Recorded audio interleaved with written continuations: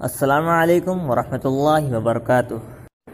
Music, movies اور ڈراموں کے اس ماحول میں اسلامک اپڈیٹس حاصل کرنے کے لیے ہمارا چینل جا الحق کو ابھی سبسکرائب کر دیں اور ساتھ ہی گھنٹی کے نشان کو بھی دبا دیں تاکہ آنے والے ہر اپڈیٹس آپ تک آسانی سے پہنچ سکیں۔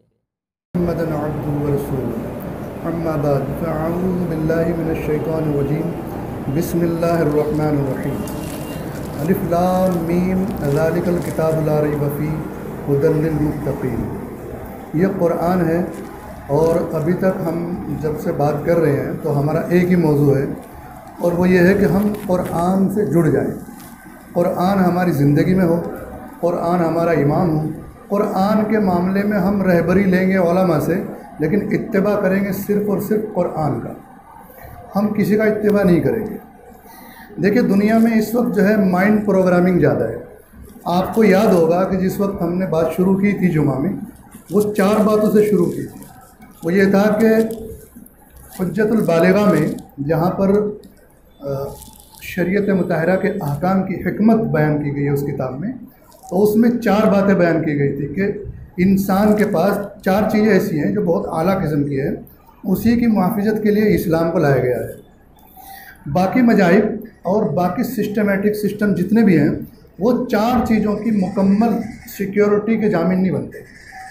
جتنے چاہے قانون بناؤ، اور گزشتہ کی جو کتابیں ہیں چونکہ ان میں تحریف ہوئی ہے، ان کتابوں کا موضوع بھی یہی تھا کہ انسان ان 4 چیزوں کی اہمیت کو جانے۔ آپ کو یاد ہوگا، لیکن اس میں سے ایک چیز یہ تھی کہ انسان کا جو دماغ ہے، جو اس کی سوچ ہے، وہ پوری طرح آزاد ہو۔ اس کی حفاظت صرف اور صرف اسلام میں ہو سکتی ہے۔ اسلام کے علاوہ یہ سوچ کی حفاظت کسی بھی ذریعے سے ہو نہیں سکتی۔ کیوں؟ کیونکہ اللہ تعالیٰ شانہ نے انسان کو ترتیب دیا، بنایا، بنانے کے بعد اس کے لوازمات کیا ہے، وہ کیسے سیکیورٹی ایبل ہوگا، کیسے اس کی زندگی آسان بنائی جا سکتی ہے، تو یہ بات بھی اللہ جل جلالہ ہی نے بتائی کہ 4 چیزیں اس کی ایسی ہیں جن کی حفاظت انتہائی ضروری ہے، اور اسی کی وجہ سے دنیا میں امن اور امان قائم رہ سکتا ہے، اسی سے انسان آزادی سے رہ سکتا ہے، اور وہی معاشرے کو بہترین بنا سکتی ہے۔ تو یہ 4 چیزیں ہمیں اپنی حفاظت اگر کرنی ہے تو پوری طرح اسلام کو فالو کرنا ہوگا۔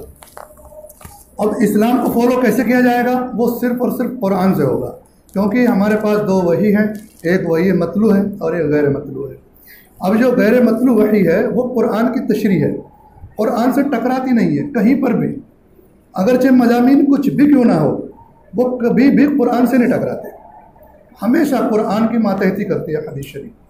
اس لیے ہم دونوں کا احترام کرتے ہیں اور یہی اسلام ہے۔ پھر ہم نے ان دونوں کو جانا صحابہ کرام رضوان اللہ علیہم اجمعین کے واسطے سے۔ ہمیں نہیں پتہ یہ قرآن ہے، نہ ہمیں پتہ یہ حدیث ہے، یہ حدیث اور قرآن بتایا ہم کو صحابہ کرام رضوان اللہ علیہم اجمعین نے۔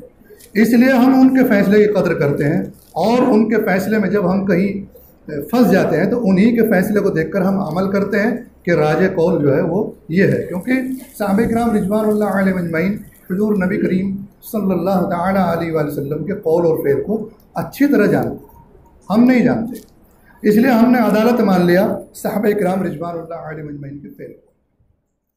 لا الہ الا اللہ، لا الہ الا اللہ، ما لنا رب سواه۔